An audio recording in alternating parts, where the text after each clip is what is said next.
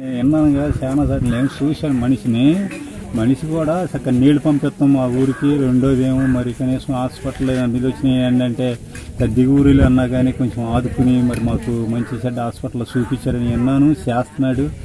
ఇలాంటి మనిషి ఉంటే మనకి చాలా మేలని కూడా మేము వింటున్నాం.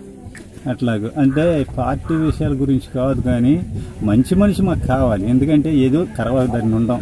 1977 తుఫాను వచ్చినప్పుడు నేను ఇక్కడి నుంచి ఇదే నా ఇల్లు, ఇక్కడి నుంచి కోడూరు వెళ్ళి పట్టా. కోడూరు కాదు, ఆ బొమ్మెట్టారు చూడు అక్కడ ఆ మూల మీద పట్టా. మా అమ్మ మా వాళ్ళందరూ చచ్చిపోయి సముద్రానికి వెళ్ళిపోయారు. మా నాన్న చచ్చిపోయి సాగుబతులు ఉంటే పెట్టుకుని ఆ జుట్టు పెట్టుకుని నాకు ఊరికి లేకపోతే తీసుకెళ్ళి బొమ్మెట్టారు చూసావా చెత్త మీద, ఆ మూల మీద 20 శవాలు పడుంటే ఆ చెత్త మీద పట్టుంటే అక్కడ తీసుకెళ్ళి శవాల మీద కొడికేసాం మా నాన్న.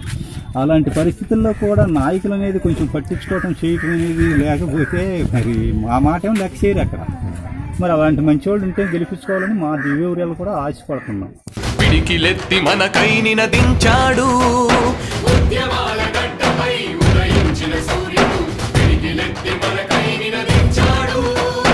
అవని గడ్డ ముద్దు బిడ్డరాతడు, దివిసీమకు దప్పిక తీర్చినవాడు. ఉద్వేగముంది, ఉత్సాహముంది, వెనకడుగే వేయడు ఇక ఏనాడు. జై